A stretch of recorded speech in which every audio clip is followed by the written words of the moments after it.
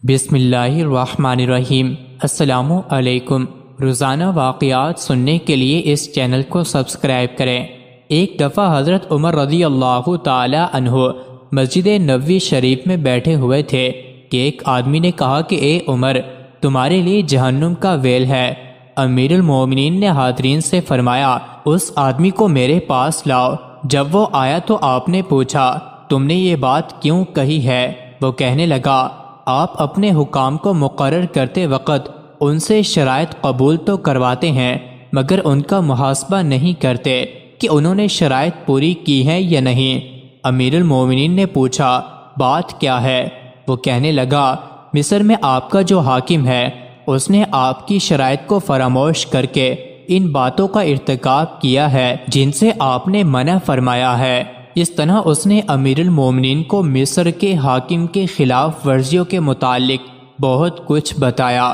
یہ شکایات سننے کے بعد امیر المومنین نے قبیلہ انصار کے 2 آدمیوں کو بغرض تفتیش مصر روانہ کیا اور ان سے فرمایا، تم دونوں مصر جاؤ اور حاکم کے متعلق وہاں کے لوگوں سے استفسار کرو۔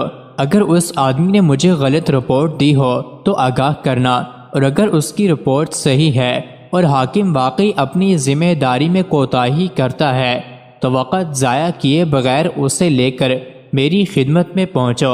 دونوں انصاری امیر المومنین کے حکم کی تعمیل میں مصر روانہ ہوئے اور وہاں پہنچ کر لوگوں سے حاکم مصر کے متعلق حقیقت جاننا چاہیے۔ انہیں وہاں وہی رپورٹ ملی جیسے مذکورہ شخص نے امیر المومنین سے شکایت کی تھی۔ چنانچہ ان دونوں نے حاکم کے گھر پہنچ کر دروازے پر دستک دی اور اندر آنے کی اجازت طلب کی۔ دربان نے جواب دیا، آج حاکم سے ملنے کی اجازت نہیں۔ دونوں انصاریوں نے کہا کہ حاکم کو ہمارے سامنے ضرور نکلنا پڑے گا، ورنہ ہم ابھی اس کا دروازہ پھونک دیں گے۔ اتنے میں ایک انصاری جلدی سے کہیں سے آگ کا شعلہ بھی لے کر آ گیا۔ اب دربان اندر داخل ہوا اور حاکم مصر کو اس کی خبر دی۔ حاکم گھر سے باہر نکلا تو ان دونوں نے کہا، ہم امیر المومنین کا پیغام لے کر آئے ہیں، تمہیں ہمارے ساتھ چلنا ہوگا۔ حاکم نے کہا، میری ایک ضرورت ہے، تھوڑی دیر کے لیے مہلت دو تاکہ تیاری کر لوں۔ انہوں نے کہا، امیر المومنین نے ہمیں حکم دیا ہے کہ تمہیں ایک پل کی بھی مہلت نہ دی جائے۔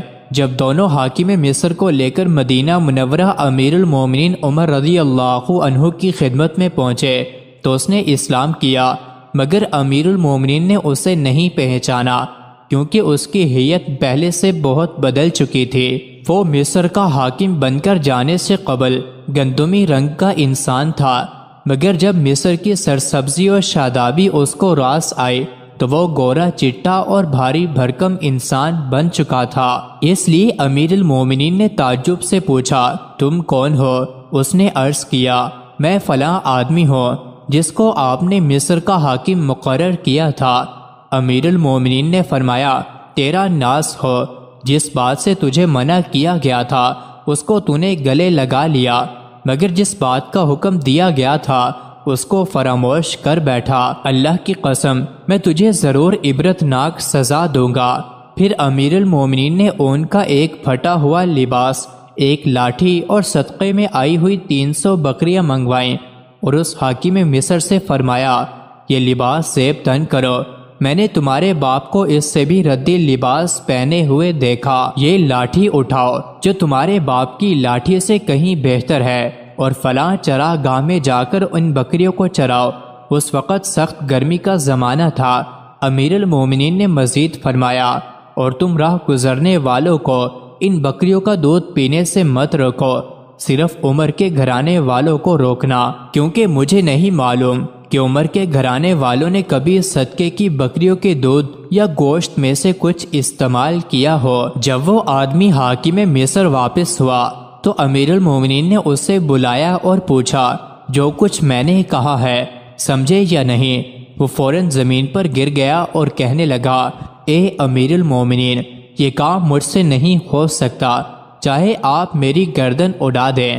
اگر میں نے تمہیں گزشتہ منصب پر بحال کر دیا تو پھر تم کس طرح کے آدمی ہوگے؟ وہ کہنے لگا، اللہ کی قسم، اب اس کے بعد آپ کو وہی رپورٹ پہنچے گی جو آپ پسند کریں گے۔ پھر امیر المومنین نے اسے اس کے سابقہ عہدے پر فائز کر دیا۔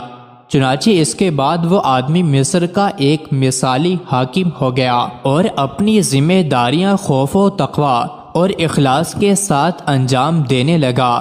مزید ایسی ہی ویڈیوز کے لیے چینل کو ضرور سبسکرائب کریں۔